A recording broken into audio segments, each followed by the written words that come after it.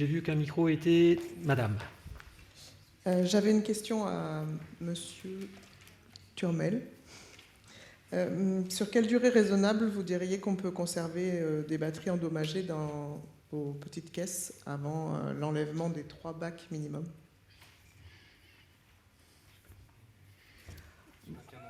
Reformuler, Pas de si vous souci. voulez. Je disais, sur quelle durée raisonnable vous pensez qu'on peut garder des batteries endommagées dans vos caisses avant l'enlèvement des 3 bacs minimum?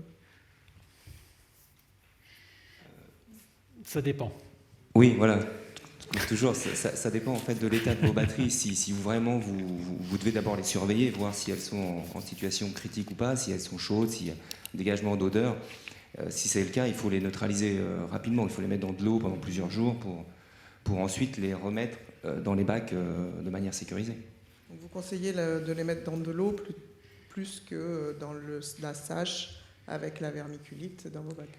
Ça dépend de l'état critique de la batterie. Il faut d'abord la neutraliser. Si vous voyez qu'elle est chaude, qu'elle dégage... oui, s'il y a risque d'emballement. Oui. Voilà. Si ce n'est pas le cas, du coup, si on a une batterie gonflée, par exemple... Batterie gonflée, si elle n'est pas percée, si elle n'est pas touchée, manutentionnée, il y a relativement peu de risques. Ok, merci. Merci. J'avais vu d'autres mains qui se... Non. Sur le chat, alors, quel est le... Oui, ça c'était pour vous, je crois, Monsieur Turmel. Quel est le code déchet d'une batterie lithium-ion?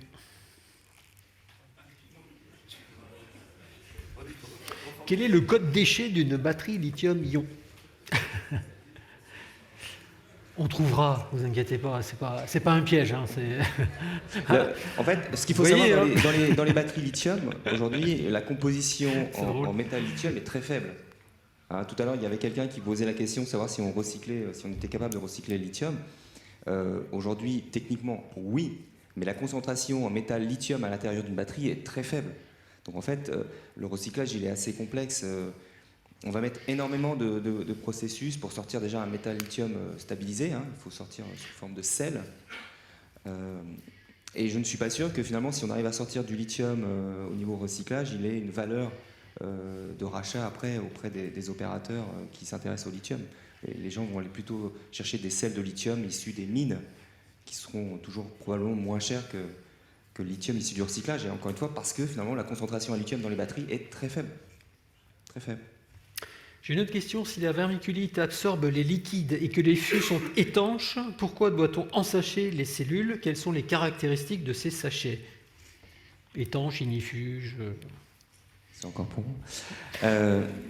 C'est vrai que ça tombe un peu sur vous, là. Non, c'est pas grave. Les sachets, donc déjà, ce sont des sachets simples PEHD. Hein. Et déjà, c'est parce qu'en fait, la réglementation transport matières dangereuses le demande. Hein. C'est l'ADR qui dit que lorsque les batteries sont fortement endommagées, elles doivent être emballées individuellement dans une sachet plastique. Alors en plus, ce que je n'ai pas dit, mais souvent, pour la batterie mobilité, on demande en plus que l'opérateur mette de la vermiculite à l'intérieur de la sachet, justement pour absorber les liquides qui pourraient sortir de la batterie. On n'est pas en surqualité, là? Un peu, ça coûte cher, hein, toutes ces opérations. Et c'est beaucoup de temps aussi. Et c'est beaucoup de temps aussi pour les opérateurs à préparer toutes ces manutentions.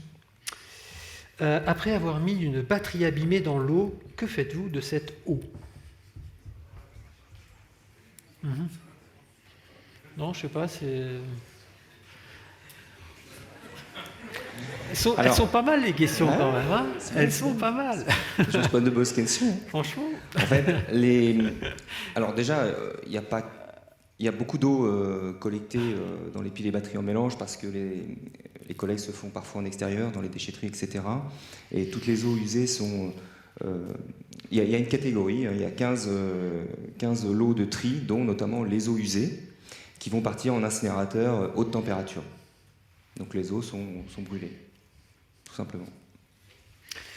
Où déposer les piles endommagées qui ont pris feu? Le meilleur endroit, je pense quand même, c'est la déchetterie, mais il faut être sûr que la batterie n'est plus en situation critique. Mais je pense que c'est la déchetterie. Oui. Est-ce qu'il y a des questions dans la salle? Madame Leminor, on vous donne le micro. Oui, vous avez évoqué le traitement et recyclage des batteries lithium-ion. Quid des batteries lithium-métal? Elle n'existe pas dans la filière piles et batteries portables.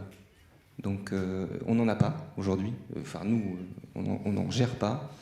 Je sais que parce que je m'intéresse quand même un peu au sujet, les recycleurs ont beaucoup de mal à recycler ces batteries lithium-métal. Parce que contrairement à ce que je disais tout à l'heure, ce sont celles qui contiennent des valeurs, enfin des taux de lithium très élevés. Et le lithium-métal est assez instable quand on va le chercher. Donc des opérateurs de traitement de lithium-métal, je n'en connais pas. Et malheureusement, il y a quand même certains fabricants qui partent sur ces technologies-là. Ok, merci. D'autres questions? Il m'en restera une dans ce cas-là. Est-ce qu'il y a un risque de court-circuit avec notamment des batteries dont les bornes ne sont pas protégées dans des fûts métalliques?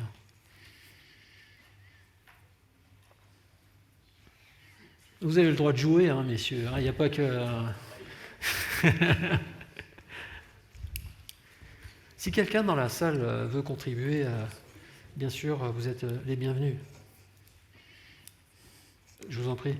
Oui, de la connaissance qu'on a, il y a toujours un risque, forcément. L'avantage qu'il y a justement sur les batteries qu'on collecte en borne, c'est que normalement, en termes d'intégrité, elles ont des intégrités qui sont toujours bonnes.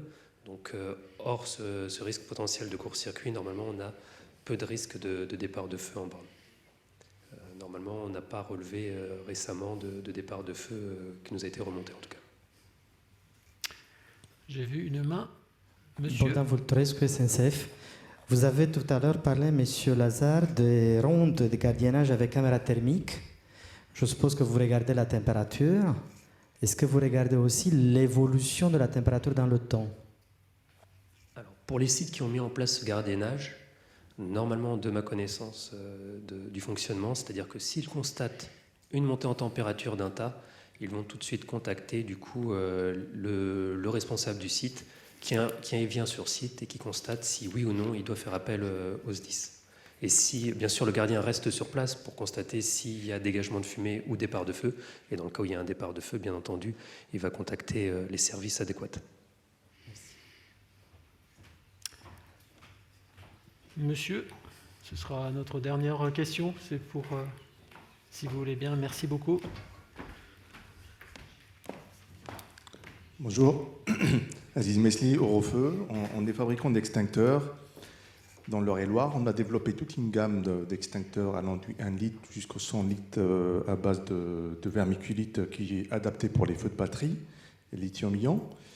Tout à l'heure, j'ai vu, Monsieur Lazare, vous avez dit que vous avez des extincteurs qui sont mis à disposition pour protéger vos bacs. Est-ce que vous prenez des extincteurs quels sont les types d'extincteurs que vous prenez? La question est valable aussi pour Monsieur Turnel. Je ne sais pas si vous avez une protection active, parce que vous avez une protection passive, mais est-ce que vous avez aussi une protection active?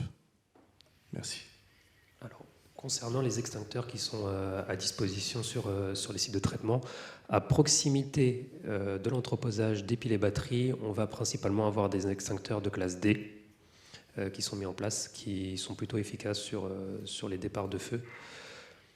C'est également une des préconisations qui est faite par le Willabex, qui est une norme qui s'applique sur les normes Sénélec 5625, qui est obligatoire en France de respecter pour les centres de traitement de D3E. Donc c'est des extincteurs de classe D qui interviennent. Merci. Merci. Ça vous convient comme réponse? À moitié, parce que... À moitié, je sentais bien. Parce que ce matin aussi, ça a ressorti, là, les foyers, les poudres D, en fait, elles ont été développées il y a quelques années pour les feux de métaux, mais elles ne sont pas tout à fait adaptées aux feux de lithium-ion qui ont une mécanique qui est complètement différente des feux de métaux. Et j'aimerais bien qu'on prenne conscience de ça, et qu'aujourd'hui, effectivement, il n'y a pas de solution miracle on y travaille, nous on propose des solutions. Ce matin on a parlé de l'eau, mais il faut beaucoup d'eau. Et le sujet aujourd'hui de la protection active n'a pas été beaucoup abordé. On a parlé de solutions passives et ce serait à mon avis un sujet qui doit être pour la suite. Peut-être que si vous avez à organiser une autre journée d'études comme ça, qu'on aborde ce sujet-là. Pour compléter sur ce sujet, justement, les nouveaux moyens d'extinction, type extincteur avec vermiculite, on espère pouvoir mener des tests justement pour voir l'efficacité de ce type d'extincteur sur les départs de feu lithium. Ça fera partie très certainement de la feuille de route qu'on mènera sur les prochains tests qu'Écosystème réalisera. Et ça peut être également des sujets qui peuvent être intéressants de remonter, comme ce qu'on m'évoquait sur les assises incendie. Merci à toutes et à tous pour vos contributions à distance ou ici dans cet amphithéâtre.